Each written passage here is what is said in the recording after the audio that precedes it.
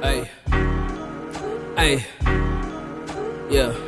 Bloom Twitter sucks. Okay. Is Yeah, it? but Bloom Twitter sucks. Yeah. Because Sure. even notifications, I would see people's notifications or maybe mention, yes, it's Boomer 2 weeks later. Yeah, that's how bad I am. Oh, But like it'll right kind of now. yeah, it's like maybe you mentioned me, you said something. Okay, thank you. Nah, Bloom is not Bloom. Bloom, they're on Twitter, but it's like Yeah. it's like different.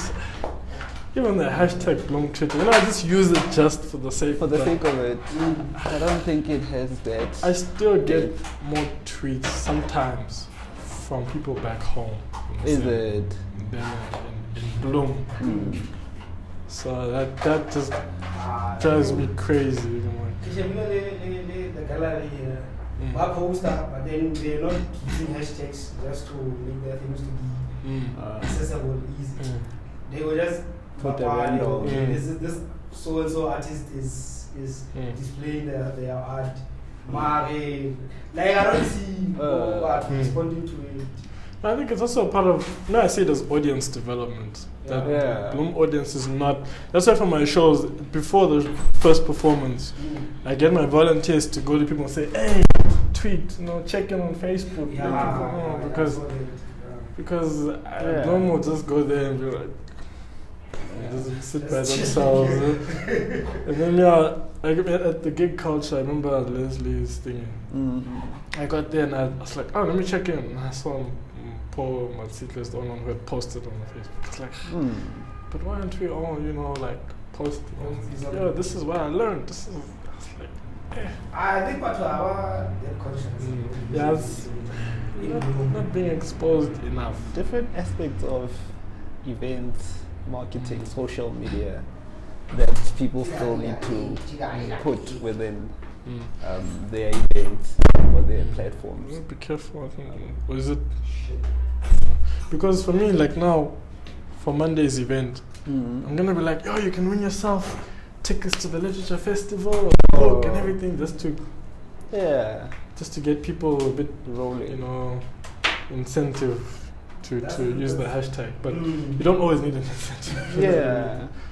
But at least there'll be more traffic for now because you're trying to build that audience. That's the other thing with this. That's to get people to interact. They want to warm. Because I saw Bloom was like clicks. Yeah. So one of the aims of this is to bring everybody together. The Bloom, clicks and Bloom, yo. That's the same with the poetry. I was like, it's like With the farm as well. The market. I saw there was a click. I think Toby made me away. Toby made me away. Bloom was like. Bloom is clicks. That's the thing. And I just don't want to find myself caught in clicks. I can be everywhere but not part of a click. Yeah. Because that for you, especially within the field that we're working in, it's very dangerous to be in a click, I was like, Even at work. Okay, only these 10 commandments, of working in a hostile environment. I was going through that, like I posted on my desk. But then, like last year, I found myself being part of a clique, and like I can't share about that whole year. It was like I was a different person. Like I was doing stuff that I normally wouldn't do. Like I would like challenge authority, like negatively. And then I saw because of this thing, like I was part of a clique that was influencing me. Unaware. Yes. Thinking I'm doing this for us. Everyone. Like in retrospect, this click thing.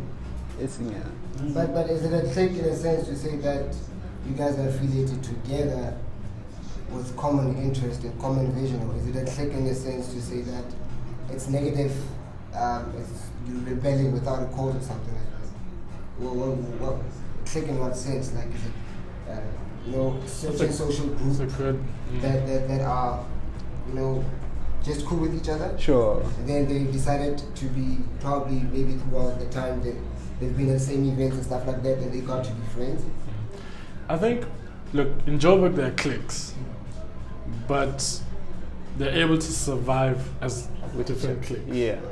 In Bloem, there are cliques, but you can see that no one is really, you know, benefiting from being separated or divided from everyone else. Yeah. And so why some people, because even, for example, in the poetry space, people have suggested, why don't all the poetry cliques just combine, because you guys are all struggling.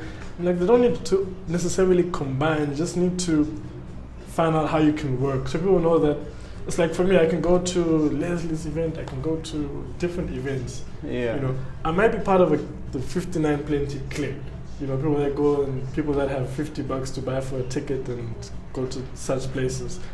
But there's no problem with me going to other poetry events at CUT, UOFs, any other place, you know. So people just need to understand. It becomes a problem when it's like, I'm not going to attend any other poetry event because I'm not on the lineup and none of my boys or people are performing. And then, yeah, people also need to be true with themselves. I mean, if you're about poetry, as we are, right? You like poetry, right? Like, if there's a poetry event, so why does it have to be only your friends? You know, that makes it more convenient to you to be yourself. You know, whereas in any way, talking about diversity, talking about poetry, or if it's hip hop, no matter which event it is that you are going to, it's not about the people who are there, it's about the content that's being shared. Yeah. And that's the thing with the content. Yeah.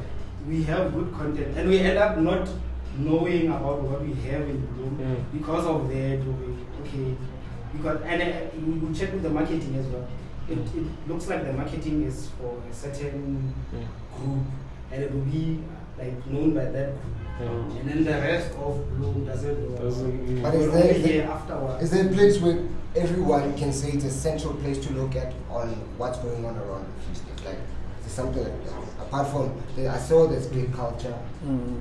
I tried to start something like that as well, like and I saw like there's this trending thing about trending Bloem. Just have to remember. I think it's trending or trending Bloem or something like that. Then I only realized afterwards. Leona, I sort of got a vibe where it's for a certain clique. Sure. I saw like the usual suspects, like those gigs. Because now I even went as far as going to Kimberley, like with what I started. That's the end, the gig guide. I wanted to focus more on areas, say like Joburg events, you know about Durban events, you know, Cape Town events, you know. But these other provinces, normally we don't hear much about what's happening around there. And there are stuff that is happening. And there's a lot of stuff that's happening. Cool stuff. So I wanted to start something cool stuff. And there are also cool places that people would probably be interested if they knew about. You know, like sometimes you go to a place and you get shocked. Like, wow, is there such a place? Yeah. I can actually come chill here. And it gives you that sense of relief to say, you know, you're not congested within your own space. There are actually things out there, but it's like people are also distracted by what's available because I mean, like it's a market. You know, they're trying to draw you in, but they don't know what's out there. So no one is actually really bringing it in. Sure. You don't know who to blame. Is it the people who own that stuff? Their marketing isn't reaching the people. Are the people not even looking for these things, or what? You know, a person just gets interested when they see something new. What does it mean? You know? For me, mostly I think the sole responsibility. It's like you having say a hip hop session, right? I wouldn't know about it until you put mechanisms in place for that, for your event to well, different kinds of marketing. You can do that through, say, Tutukani. You know Tutukani, that he's a poet enthusiast as well. He's a poet, right? He could promote your event because he has a relationship with me. He has really within circles or within spaces of influence. We can influence one another that way, because now Motonali event, then we post up on Facebook. That's about it. We're relying on Facebook, in which we're not even using the platform correctly, say, to advertise our products. You understand? Correctly. Yes. I mean, putting a post on Facebook, you put it, right? Maybe you get impressions, say 500. 500 people saw it. They didn't engage with the post, they didn't like the post, they didn't click on the post. You understand? You didn't basically use that correctly. You didn't segment your market to say, okay, I'm targeting maybe men between 20 to 25, maybe having a men's conference. Then in that way, you know that you'll be reaching the people, like your post won't be get lost within the clutter, because now happily Lydia Analytics are these social media platforms. The more engagements you have, the more clicks you have, the more visible your post will be on news feeds, you understand? And especially if it's not a sponsored post. So now it's not sponsored, maybe you don't have a budget for marketing, but ensuring that you put it correctly and you position it correctly, so that's that.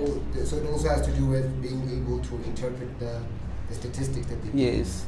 And basically the underlying truth about what you see. Like when you're saying that it reached about 1,000 people, but they didn't really engage with it. You see. Maybe it would give a person who doesn't understand how these statistics work or the mechanism itself, actually what it actually means, to be misled, to be hyped up about something, and then they might end up investing and reading things wrong, So what you're saying is that what lacks is the education of internet market. Yes, basically. And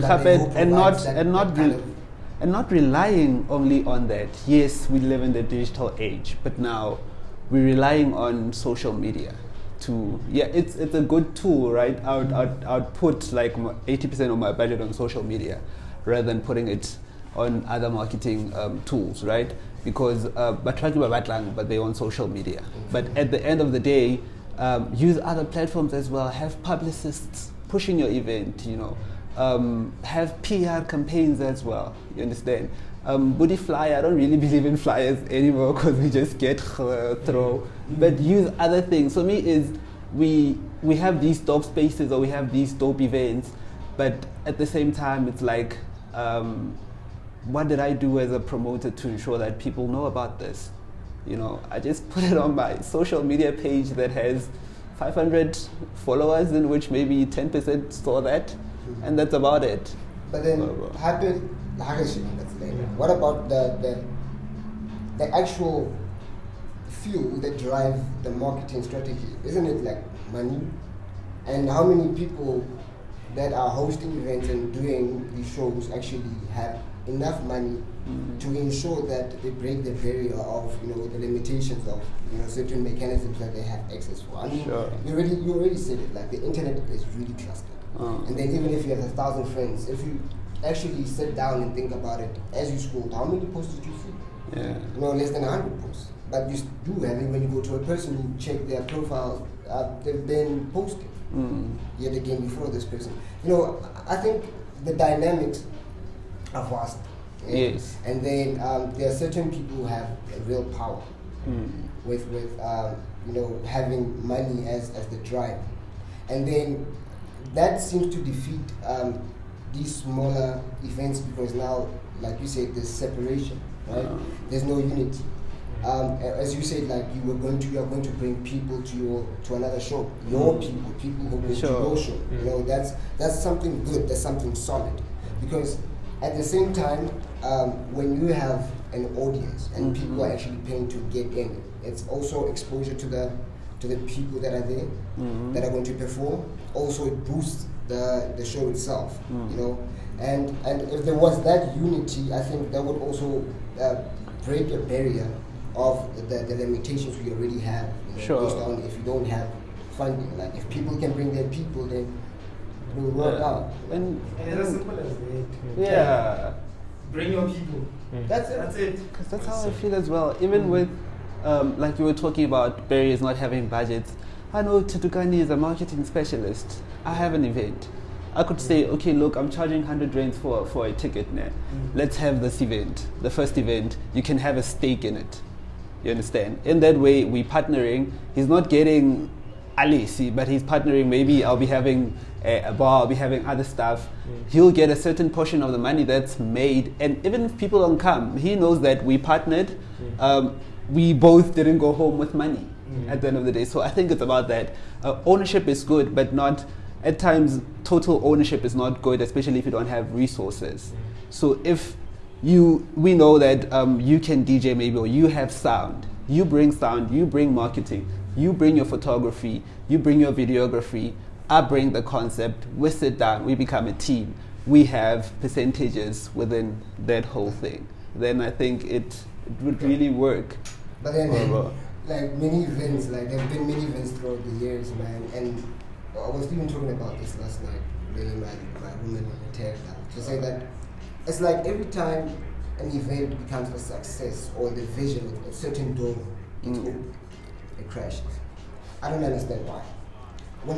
It's like the management side decide to fight with each other. It's like people don't know their positions anymore. It's like someone now is the owner because of something, and then it becomes a clash of interest, and you know. No, that's why for me with the blog, I've had to endure it as a one-man band.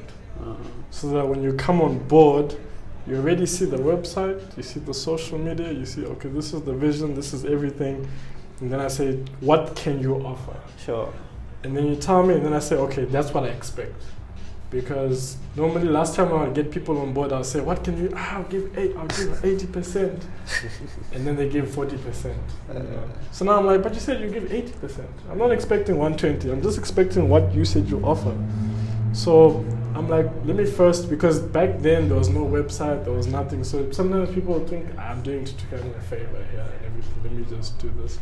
But I like what you said about that working, even with the poetry show. I go to the venue, they charged me $2K the first time. You know, I was like, I'll pay that $2K because I want this venue. You know, and I spoke to the owner. Owner was like, no, I'm not gonna make you suffer. We'll bring it down a bit so that at least we can still pay our staff members. I'm like, cool. The sound guy, same with K-Swiss, I'm like, dude, this is how much, okay, you was charging last year. Then this year I'm like, dude, I want to use you every time, right? Because you are reliable, I know you. I'm not just because you're my homie and my friend or anything, but I also know you need to eat. This is what I can afford. I'm like, cool, as long as you just maybe pay in advance. Because for him, also people have come and said, just give me a discount and I'll always use you when they don't pull through. So I think just creating those relationships and making sure you keep them. So that when the success comes, everyone knows that, okay, because even Kay, he knows the vision. Even the owner's like, oh, okay, I see how this is growing. In July, we'll have a discount on a few bottles of wine and stuff like that. So that everyone is, in check. Everyone kind of knows. Because if I bring in people, then suggestions and someone saying, you should have you should sell tickets online. I'm like, Bloem people don't buy black people don't buy tickets online. Don't buy tickets. You have to. It sounds like a good idea. Technology online, everything. I'm like, no, but not yet. Some people treat it like we speak about Twitter. How are they going to use tickets? So I think it's the sustainability thing that goes a long way. And the gig culture thing, I told them, my event is going to become self-sustainable. Sure. And it'll be the only poetry event that can pay poets on a monthly basis, the guest poets. I'm not going to be too ambitious, And I was like, because I've said this is how much it costs, this is how much everything needs to be done. If I want to pay the guest poets, ABC, all right, cool. And I'm like, no, let me not create the same you have a certain criteria with your guest poets. Yeah, that is necessary because another thing is with Bloemfontein events, a lot of these events, everyone is, I know this guy performs, or I would go to an event and I'd work up and say, don't you want to perform? I'm like, guys, I know an artist is supposed to be ready all the time, but I stop performing sometimes unless it's an open mic, then because people know that I didn't prepare to perform. But as a professional artist, no, man, I need to psychologically prepare even the outfit and what I'm going to wear and everything. So in my events, I think we launched last year in October.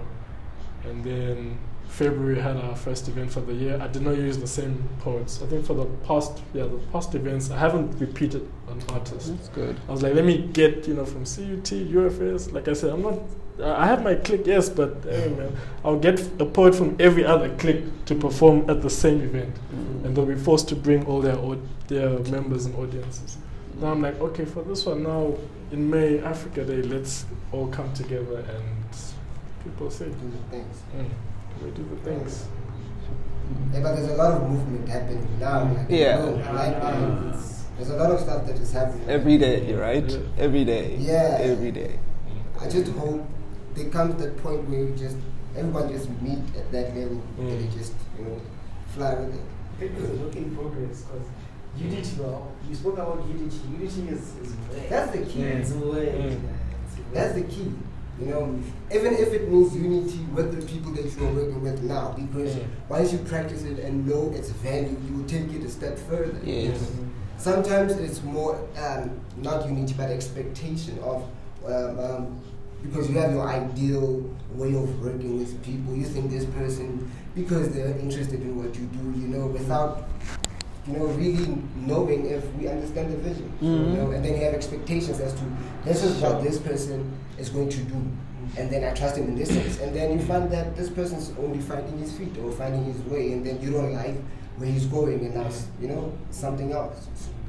Some people are more about the money, and then they would do and compromise most of the things because of the money. And then some people are about the vision, with all of that, and then the clash comes there. Yeah. There's sometimes people are not willing to sacrifice certain things. They would rather, manipulate things in a way, to benefit some instead, which compromises maybe the quality of the show or even what the show stands for. Yeah, that is very true. So sometimes you need to be, that's why I'm saying that you should practice it on this level where with the people that you already work with, so that you get the essence and understanding of how it actually works. Because it comes also with a great determination and patience. Because you have to be patient with people. I mean, people deal with a lot of shit. Yeah. And finding at times without even paying those people as yet, So, yeah. Absolutely. Hey, Ricardo. I think it's the thing. I'm getting you. Are you at the office? Yes. It's coming with expectations. No way, no expectations. Okay. Yeah, I just With this, I'll tell you one, back, two, and but and like how do you know what am I bringing? I'm bringing 10%. I'm at Zastron, along Zastron Street, so I don't know. Yeah, man. Communication and a structure. I'm not far and Lure Super Mario. sometimes you find that in an organization, everyone wants to do There's a flag just after the robots. anyone is just doing whatever that's left to be done or whatever, It's like we're just running around and stuff. Whereas there should be, I'm not limiting anyone to anything, but then if you look at corporate, if you look at structured organization, they always thrive because a person that is working with a specific thing and focused on a certain thing, it means that that one end is already focused on. And whether it's mastered because they will do that thing, whether it's a graphic designer doing graphics or radioactive up until whatever, right? And then they master whatever colors and all of that and everything, right? So you have a graphic designer who's focused on graphic design alone. And then you have a person with sound that does sound and nothing but sound. And knows all the dynamics. When the artist goes up, he's going to fix his mic and all of that, he knows how to mix the audience and all of that, the lighting and all of that. And then the organizer, the one, and then a structure. So that when something happens, each and every single person knows their place and what to do. Right? And seeing someone to come and say, because now he feels that he's bigger than everyone, to check, when is it? And then when you're thinking something different, but I can't get it, all of that, Yeah, finance told the people about finance banking, I'm responsible for information management. That's that. I'm thinking about setup like when you have a production, lights is doing lights, sound is doing sound. The producer is running the whole show, not running it, but he's overlooking the whole show. Like when we know our roles, then I think it's a thing of ownership, or sometimes people get caught up in ownership. And Especially ownership in a bad way, because there's ownership where you become like this is our event, so I want to make a success of it for benefit of us all. Sure. Sure. And that's very important. The bigger picture is always important. Let's do intros. How is it intro? We just started. Have we even started? Okay, let's go. Okay, let's go. Alright. Let's go to Tukani. Let's go with our From the intros. left, from the right. From the left to the right. All right. I am Tuturigani Ndlovu, more popularly known as TK. I'm the current Freystart Literature Festival Assistant Coordinator. I'm also studying my honors in marketing, and I'm the founder and creative director of the Radioactive blog. And last but not least, I am a spoken word artist and digital artist. My name is Bobby Locke. ID name's Musa Linyehelo. Yeah. So I'm just a regular guy. Nothing special about me, but I do love music. I like to compose, you know. I like art, basically, you know. I'm not restricted to anything, but basically I'm just a student learning, you know, my interests and all of that, trying to fix myself as a person. Yeah. Hey everyone, I'm Tapelo Mokgeti. I'm known as Urban Musutu. I'm a student, I'm a promoter, I'm a publicist, and as well as a fashion model. So yeah, that's me. Yeah, we can continue with the Okay. conversation. Okay, cool. So I'm gonna start first, right, with Tukani, right? Bloom, right? You came to Bloom with studies, right? Obviously. So what I want to know is, with back home, Zimbabwe, right, and Bloom, the Free State, what is it besides obviously coming for varsity, deciding to stay? That what is the difference between Bloom and Zimbabwe? Like, what's more? If now I think you have a choice, right? What made you stay in Bloom even after pursuing your degree and not maybe go back home? Okay, I think it would have to be the same reason why I came to Bloom or came to South Africa in general. I knew that South Africa has more resources, basically, in terms of infrastructure, and with more resources, the opportunities are more. You have more opportunities, basically, or more options to choose from. Okay. With Zim, as much as the education system is praised all over, and it is good, you know, the level, the quality of, I think, I'll say educational teaching as well, is very high, but you then become educated and there are not enough resources for you to practice or implement what you've learned, basically. So that for me, I was like, let me come to SA and see what's there, whatever opportunities I can tap into. Sure.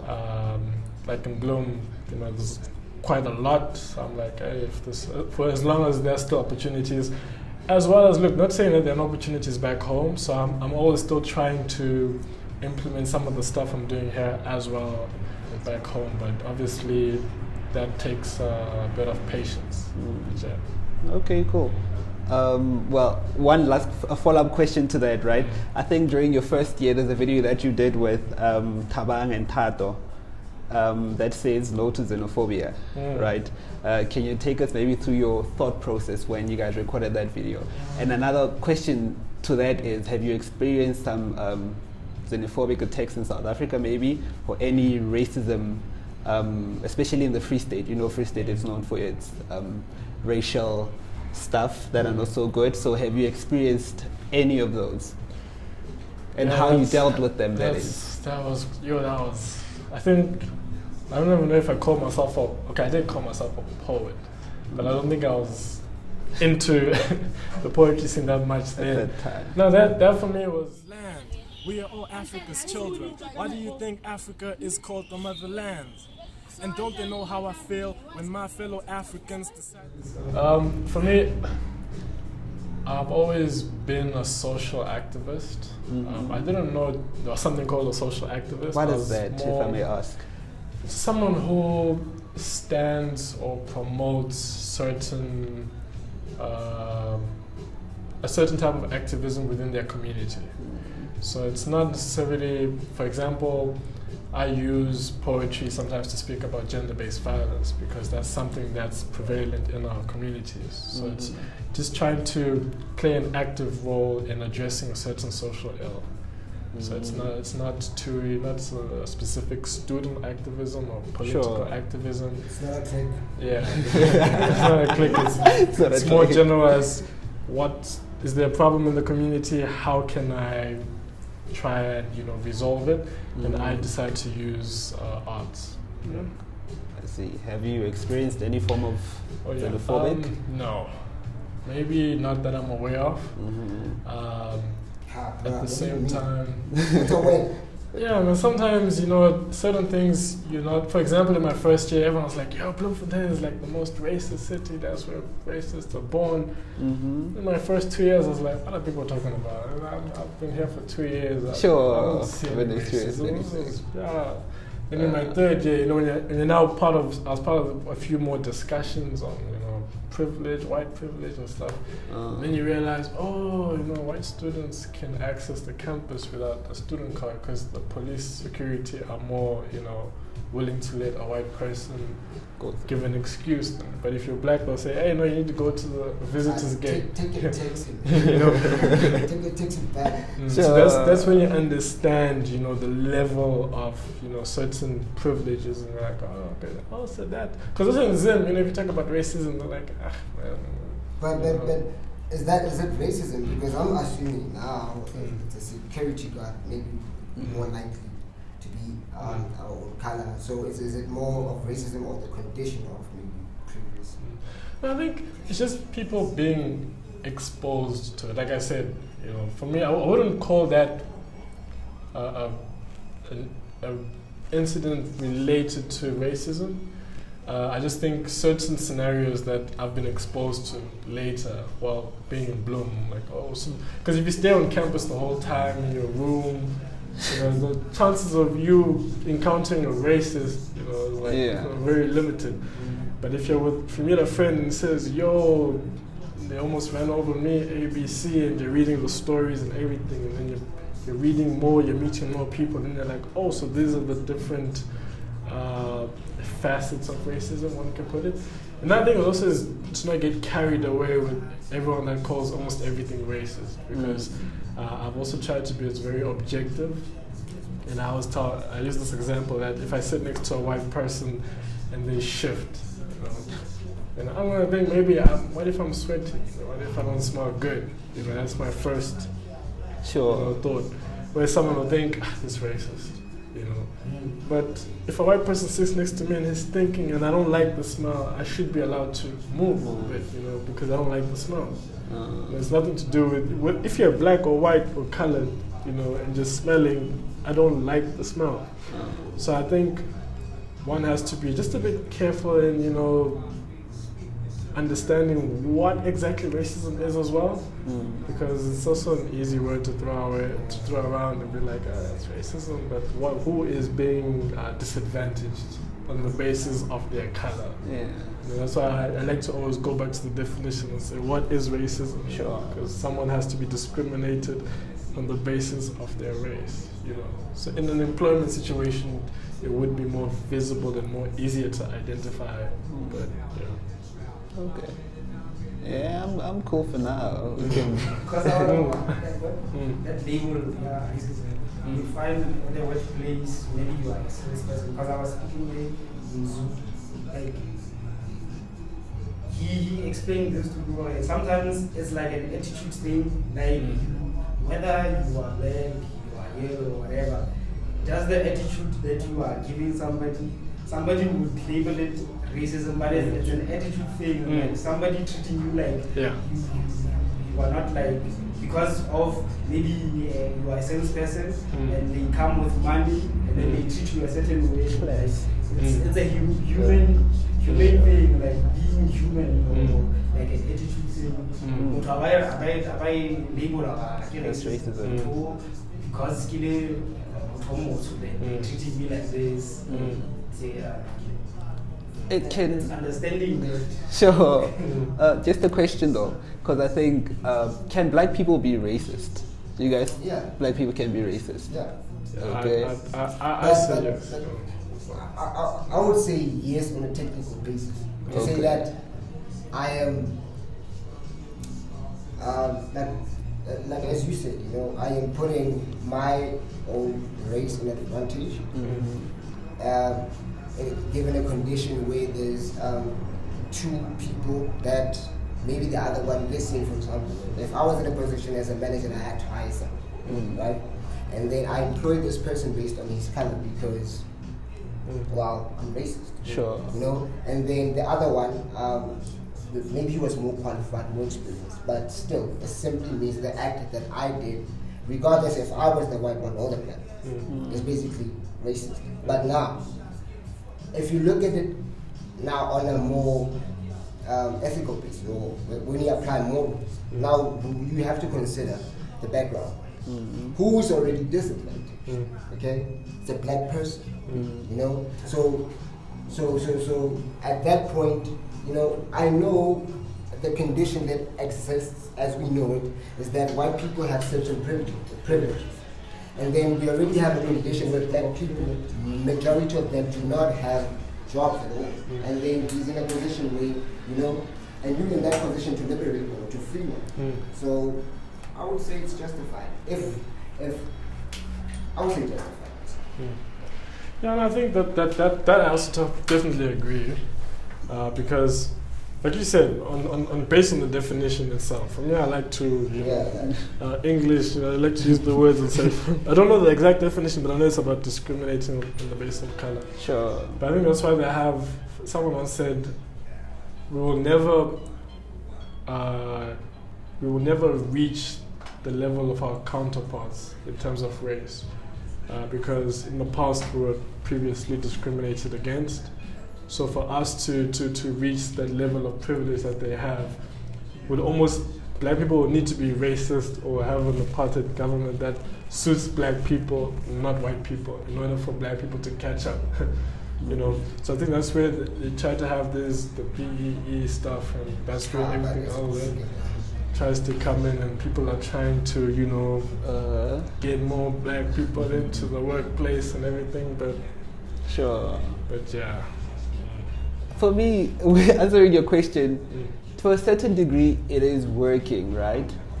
But the whole BEE thing, right? But my problem is, when we think of BEE, we shouldn't only think within the line of tenders, blah, blah, blah, blah. Like the whole BEE scope, I think for me it has opened doors for many black people, to not necessarily be on the same level as white people, but to have that, within the economic field, or even go spanning. But what sucks is, according to me, right, other people, they're cool with it. I don't want to be given something based on my skin color. I want to be given something based on competence. Like if Barry drop a deposit for MTV, I want to be given that job because like I'm good, I'm good, not because I'm black. That's the thing. Yes, I would say maybe it's black privilege, like white people have white privilege, and absolutely I don't mind it, but I wouldn't want it to be like that. So to a certain degree, yes, BE has worked for many black people, but the problem when it comes to tenders is how the whole system was run. Or is run. But then also you must consider a whole lot of stuff, man. Like, you can't omit environment to whether the personality of the person or the person themselves. Environment kind of has a great effect in how you conduct yourself, what you engage in, the type of communications, the type of education. Like environment is something that is so, in touch with you that. If we were to go with that criteria alone to say that competence, it means that from a young age, when these people who are advantaged, who have the money, have been taking these people to school, whether you're black or whether you're white, okay? And then these kids got the best education, they got the best twang, and then they haven't experienced certain challenges of life, you understand? Because poverty itself comes with other psychological effects, So remember, at this time we're talking about people with little money who doesn't even have the practical sense of how to manage a huge skills. You know, now there's desires in place. There's things that you've always seen on TV for all this time, and then all of a sudden you've been pushing so hard, showing this effort and all of that, but then you don't have your integrity in alignment. And now you receive 500 million to do a tender, and then all of a sudden the banks are telling you about this house, and then you see these cars and all of that, and these women start liking and stuff, and already, man, you conditioned, you know, throughout your whole years with these things, whereas the other ones, you know, have been, you know, taught properly. You understand? So we must also consider such dynamics. Absolutely. Are we recording? Are we not? No, recording audio for now. Okay. Now, for me, like, sure. Absolutely. I'm right. What I'm saying is, this is how I view it for now. Sure, I agree as well. It's like, for me is, yes, we have BE. Yes, we have systems in place to maybe put black people at least halfway to where white people are. But my challenge is, I've never been taught how to save, you understand, from a household perspective or from my upbringing. When I get that money, first thing that I'm thinking of, I'm going to get Benz. You understand? I'm going to get all the liabilities because I was never taught about investment, savings, have a financial advisor, have a banker, those kind of stuff. I was never taught about that. Me, I want to look good. I want to have the best car ever. You understand? So that is, for me, that is really that, having the education, you know, to teach people that, the foundation. Yes, you have money, but this is how you secure that money. You know, rather than always having to nipore, when is the next tender going to come? The West Bank is about to chow my car. You know, those kind of things. Which is most cases with most.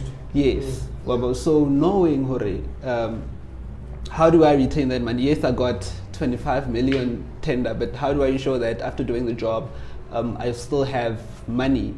Again, maybe having a business that's operational. You understand? Yeah. So those kind of things. That's really how I believe. Even besides tendering, even with working professionals, come the 5th, we don't have money. You know why? Because this past weekend. And for me, I feel like this thing has been conditioned throughout our young. Yes. Because at the end of the day, we're talking about character. We're talking about your ability to resist and identify, you know, useless desires. You know, and then this thing we were not taught from a young age, and we're talking about like things on a more ethical basis. You know? And it's deep in a sense to say that for you now to break down, let's say, you wasting money on partying, buying expensive bottles, clothes, and all of that shit. It means that your company itself, your friends, you know, are around those type of, you know, like for you to learn such things at a later stage, it affects so many other things. And the impact, you know, some other people won't even know how to deal with, right? So if at a young age people were taught the most important things, good conduct, finance, you know, the important stuff, you know, proper ethics, you know, to instill, to build a character, you know, and then have the sense of mentality from a young age, you know. But then do the kids, or did we even get such education from a young age, from either from our parents or whether it was from school? I mean, like me, my experience in like growing up in high school, it was most of the time talking about girls, parties, and all of that. Sure. And then when you work now, you finally have this money to do all of those things, wishing that you would do now that you got the money, you know, and only realize later that this is a waste of time. But look at your age now. Sure. Now that's true. I remember when I was after high school, and I took a gap year, and me and my friends were all working. I was teaching, and I remember this one time after work, you know, we're like, let's pass to the supermarket, you know, and I was like, hey man, because back home I have to help my mom. I was like, let me buy some bread, milk, you know, and then maybe one beer, it's fine. And my friends are asking, why are you buying bread and milk? Sure. She's like, yeah, I need the help back home and everything, you know. But I think it's more for those that have learned. It's either they've kind of been forced in a certain circumstance or situation that they're like, hey man, I have to. If I don't, no one will. But I get what you're saying. When I was speaking to my little brother over the December holidays, I was like, dude, you have to set your mind once you step into a higher learning institution that look at, if you're not paying for your studies, look at it as an investment. You know, that's what I looked at. I was like, look, I'm doing my undergrad, can't pay. I helped in where I could. But then I was like, look, if I'm going to do my honors, a second degree, man, I know my parents are struggling. You know? So it was more of me having to eventually figure it out. But if someone says, yo, when you go to university, but from day one, work, grind so that, you know, eventually you're able to take care of yourself. But I think then I wouldn't have learned the hard way, if I can put it that way, you know. Because then for me, I was like, you know what, after seeing people suffer and paying the tuition, I'm like, nah, for my honors, I have to get a job if I want to continue studying. Then that mindset, then I'm like, oh, so I then eventually get the job. I then can pay for the studies. Then I'm like, oh, okay, cool. Things are not going my way. But because I've now also been exposed to something that I can help for myself.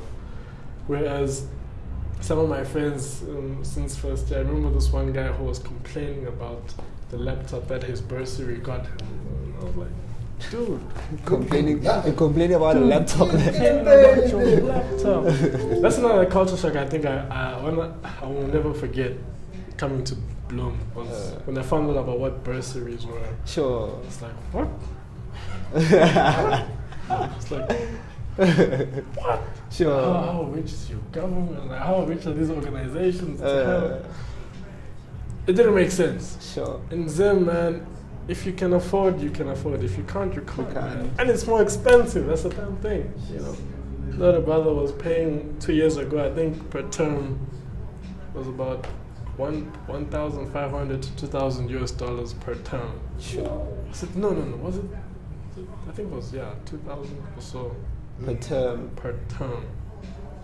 It's not the best high school in Zim. Is it? You know, it's a private school, day school. Sure. And it was more than me who was studying and staying on campus.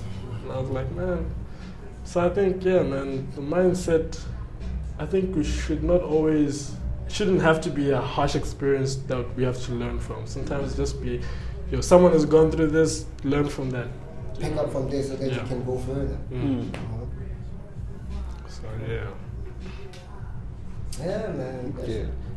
I'm trying to get questions for you, but you don't write a lot. I don't write a lot. You don't write. I see that on Twitter. Sure. Twitter, like I kind of delete all my previous posts. Facebook. Is it? Okay, I'm going to go to your Facebook. Okay, Tutukada, another question for you is with, I see your cover picture on Twitter, right? And as well, the tickets, the radio, I don't want to get the name wrong. The Radioactive Poetry Cafe. The cafe, right? I see there's a whole lot of tribalism. Not tribalism, but tribals in terms of prints, African prints, that type of feel or steez. Why that type of aesthetic? For this one, because 25th of May, I almost forgot, is Africa Day. So it's more like a pre-celebration of, so I want people to come in their Wakanda gear or whatever African attire they vibe with for the show. Sure. That's just, for me, I've been a huge fan of African attire, as much as history does not really complement some of the African attire that we have. Very interesting about how most of the African attire came to be. But yeah, for me, I've always been a huge fan, man. I just I vibe with it. I like what I vibe with. So it doesn't have to be like a trend or anything. I always tell people, people have never seen me wearing formal, but that's one of my top. I love formal wear. Your first year. Yeah. Race attire. When I took my gap year when I was teaching, I was always informal because I just like looking smart and sure. neat, So now when people see me, they're like, "Oh, Chika, what's happening?" I'm like, "You don't know me." Sure. So like stuff like that, you know, I like simple African attire. I know that one day I'm gonna have a wardrobe that's just gonna be full of Formal. African attire and a bit of formal. Okay, I totally get you. So that's then the vibe. okay. Then another question would be for the two of you guys is, okay, but we're talking about reflections. I'm asking questions. I should be here talking about reflections. Let me go first to your poem, right? The one. I'll be waiting. Yes. So what I want to find out is, do you believe in love? Have you ever been in love? And what inspired that poem that you wrote? It says, what's the name of the poem again? Let me just check it out quickly. I believe in love, I think. No, I'm lying. I need a lover. Oh, that one. Funny enough, I'm not a big. I don't like my love poems. Funny enough, I believe in love, not love at first sight. Okay. I think it was that one where I talked about it's not love at first sight, but love that's deja vu or something. Interesting. No, man, love is a beautiful thing. Sure. I think when it's genuine love, and there's no hidden motives behind, it's pure motives. You said, did I believe in love? What was the second question? The poem, poem, okay. Yes. The poem, I feel like it's almost like a curse that I always get inspired to write such poems. So for me, it's like when the thought comes in, it's like it won't leave me. So I'm like, hey man, I might as well, Also, sometimes it's a chance for me to just share a few experiences. I think the reason why a lot of people think I write about myself is because I'm still single, and the poem sounds like this is me, right? But in most cases, it's me just creating a fictional character and saying, exploring the possibilities, of what would happen to certain extreme levels. So that's what I like about poetry, because it allows that creative writing. Sure. It can be a bit straining sometimes because, like I said, people then come and say, "Who's that poem about? Sure. Is she in the room?" And I'm like, well, if she was, I'd like to meet her because, this person was just that came up with this fictional character. But obviously, some of the experiences that I've been through, or that I've seen or been exposed to, but it's never really like just one. Yo, this poem what about this chick? No. So that one was just for me. I think I'm trying to remember what line inspired that I need a lover one. Can I quickly? Okay. Do you have the poem as well? Yes, absolutely. So most of my poems is there's a one line that inspires, then the whole poem comes into being. Well, the way you dress. While you're still thinking about that, have you ever been hurt by a church girl? Yo. What specifically? Church. Because that's his field. I would assume that.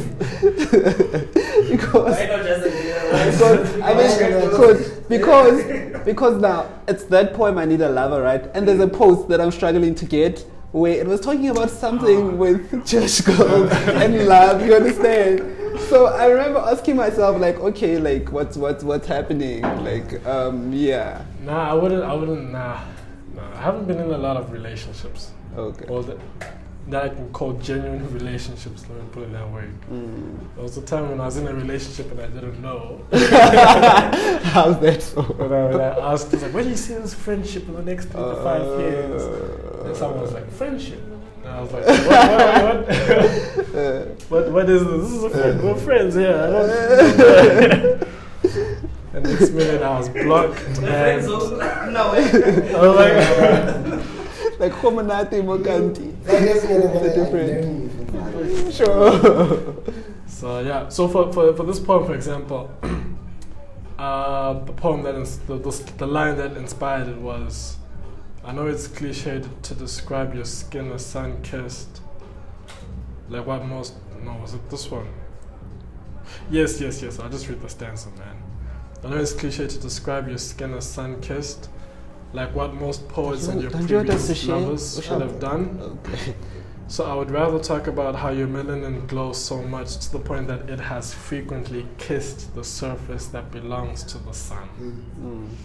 Then even to the point, even the moon, when it's full of jealousy and hate, cannot eclipse your immaculate glow and clear vision.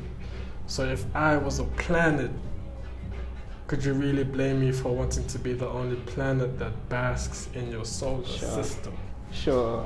So when lines like that come into my mind, I'm like, man, I gotta write a poem. I need to embody something, you know. And that's how most poems, man, I'd probably be walking from work to my place, and I'm like, that's dope. Sure. And then, then I performed it, and then I just have to get used to. This one time in Zambia, I performed a similar poem. It's called I Need a Lover. No. If only you knew. Yeah, I'm talking to this woman. And after the show, these two ladies come up to me, because in one of the lines I'm talking about, I'm looking for this woman and everything. It's after the show, one of the most awkward times after a performance. So these two ladies walk up to me, and one of them is like, you can stop looking, you know. And she points at her friend. And I'm confused. I'm like, what's happening here? Sure, guys, yeah, sure. So I think people then really take a lot from the poetry, and it's fun, man. It's almost like entertainment, but and that's about it. Sure. That's about it. Are there any reflection questions for me while I still go over you guys' stuff? Do you still Hey, into basketball, man? Hey, bro, I still ball. Like, I still ball. We used to play basketball together. Yeah, me and Tutukani. Yes, we were playing for the first team, Gofsi there. I still ball. Even though I don't do it like as hardcore like before, like practice every day. Maybe I practice once a month. And I think I'm still good. I think I'm still good. And that's about it. I still ball. I'm still in love with basketball. I still watch basketball. It's just that the state of the sport within the country is not as I thought I'd be now in the NBA or be playing in Europe, you know.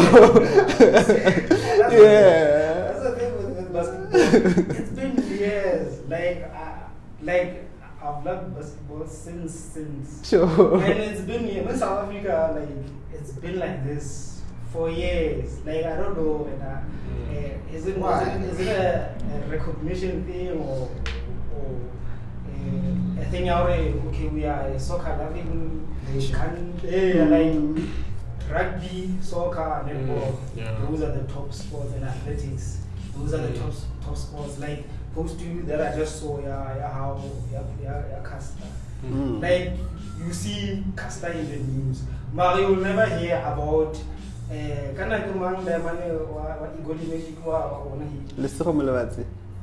not the same.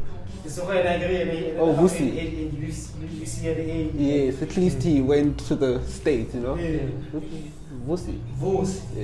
Like Vusi, like from here, I went to Igoli mentioned like he's a great player, and then he won some stuff. But you don't get to hear about such. It's a small scale example. Mari basketball, you never hear.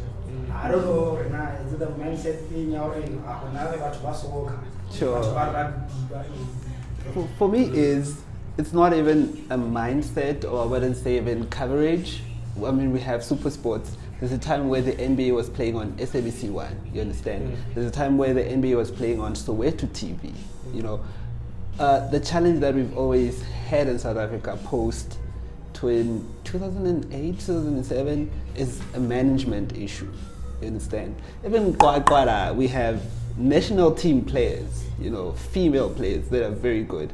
But now, you know, that's the saddest part about the sport. It's like, you have ambitions to go play in Mozambique maybe. They have the greatest league in Africa. You know, you want to go to the US. But now from a management point of view, you cannot, because there aren't many competitions that you're going to be competing in where maybe scouts are invited to come see you guys play. Unless you put yourself on the tube now, we have access, we can do that. Or you can go to maybe the US and go maybe study there, go for high school or something. Then your chances of being seen are much easier, or greater. So yeah, for me that is that. Even with all these great things that are happening, besides them not being receiving airtime or being well known, as long as the house is not in order, the sport won't be in order. You won't go pay to watch basketball for 100 rands, because you're getting great entertainment. Is basketball even a standard in schools? Yes, right. With like soccer, rugby. No, it's not a standard. It's not even a standard. There are leagues that are happening from a grassroots level, but now it's like during when I was in primary, there were lots of competitions. We would go to Cape Town. We'd go to I know the entire not province, country, because of basketball. Now, yes, you have these kids that are in grassroots levels, but now there are no competitions. There isn't a provincial team for under 13, under 7. There isn't a national team for that, because there are no funds. There's management, but there's mismanagement at the same time. So that's the only. Even now, I told myself my nephew is going to play a violin or he's going to go play a piano. He's not coming close to basketball, because he's going to be wasting time. Yeah, basketball paid for my education, and made me see the entire country, but at the same time, it's at the expense of what, So yeah, that's that with me and basketball. But I really love the sport. I would love to see it grow. But yeah, all these old men that are gatekeeping just need to sleep and have the youngins. Listen to the kids, Listen to the kids. Let the kids, do the talking and run. Yeah. Obviously, with them providing guidance, So yeah, that's that with me. So a question for you that I want to ask you. Yes, crazy mind. It's on the 26th, right? Do you want to read the post out loud? Just remind me what I say. Well, you said when you are totally not okay, but you have to suck it up and take it as a man to handle your own ish, because you have to come to understand that everything is dealing with their own struggles. No, everyone is dealing with their own struggles. Sorry. So none got time to add on top of that. What was going through your mind, and maybe what was basically, sometimes we as people, we're selfish, we always want people to, caress us. Sure. Now, like a little baby, like everything will be forgetting that you're not alone in this street. Sure. Yeah, and then the last thing you actually want to do to anyone is bring that type of energy in their lives on top of their struggles that you might not even know about them. And you might even find that you are crying about small stuff, and other people have big problems. Sure. Not undermining how it actually affects you. But then as a person, you must remember that a person that's what you need might be what another person needs. So rather be that, be the person that is a light to others, so someone knows that they can actually come and, be in a good vibe. Yeah, and don't bring your sorrows. Sure. Yeah. Okay. But now I think there's a point now. I've moved past the post, but I'm still on the very same post. Okay. Say, I'm sorry, getting it quickly. Where are you? 26th, 3rd. There you are. So now you're going through stuff, right? And obviously everyone has their own different battles, but do you think it's okay for me to go through whatever I'm going through alone, because maybe I don't want to add to whatever you're going through?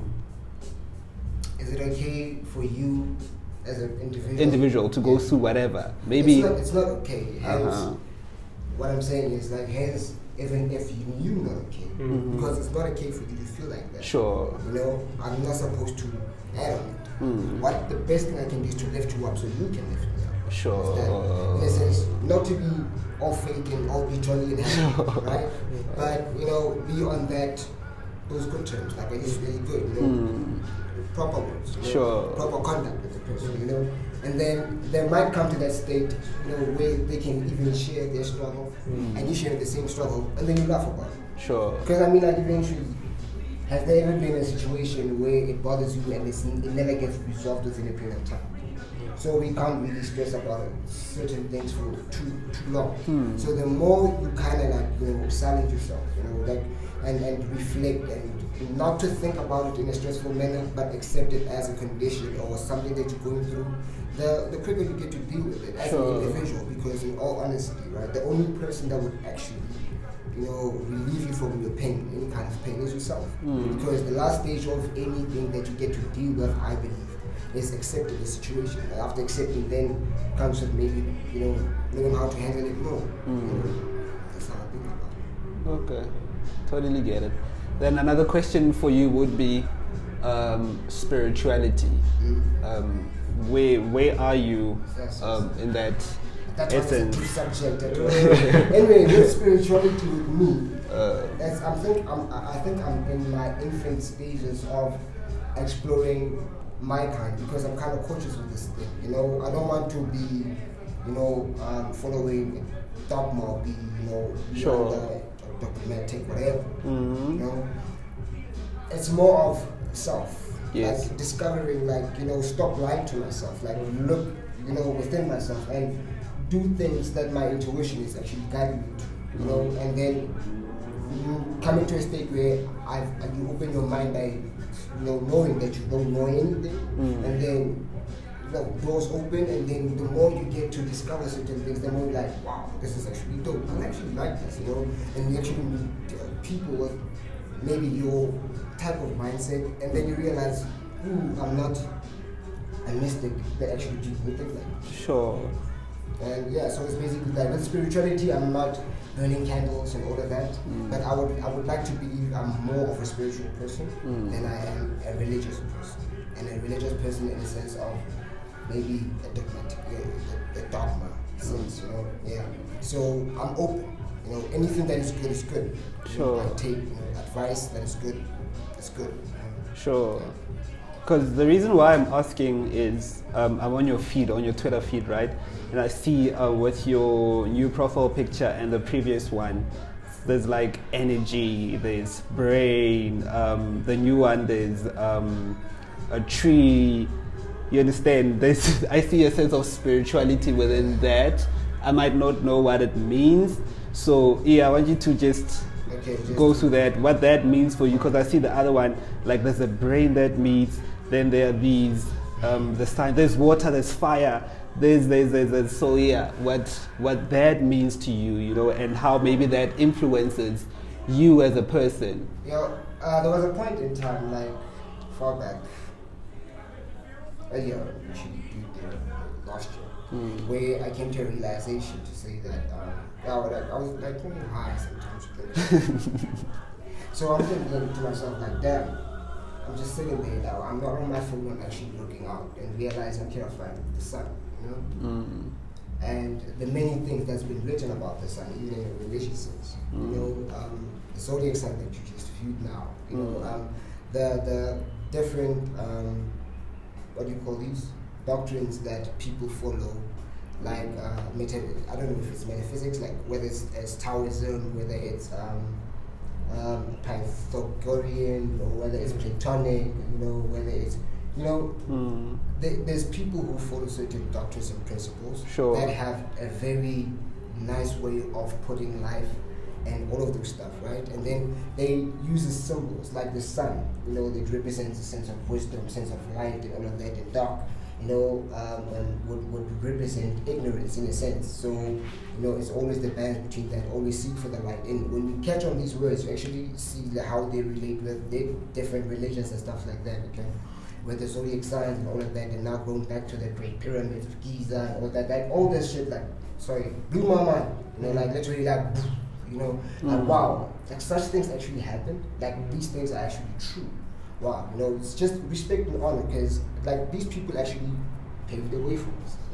And when they explain stuff and you actually see, like I was listening to one lecture and this guy is like, words are a thing that, or the only thing that is not itself but points to something else. Like if I say gloss, the word gloss on its own is nothing, you know, but then it's pointing to something else. So the same thing as how they use symbols and stuff like that is kind of very interesting for me, you know, and there's apparently many secrets and stuff like that, you know, that we haven't discovered, and the underlying message with a certain thing that's been written down. I think it's nice to explore, you know, because you actually get to realize a lot of things about the wisdom of the ancient people and what's been going on now. You know? Okay. All right.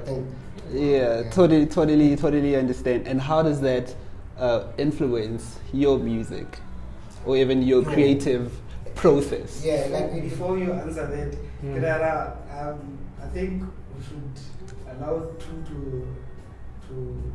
get onto this business. I don't know if you have something that you have to get to, but I can clue okay, I have 5 minutes. Yeah. I have 5 minutes.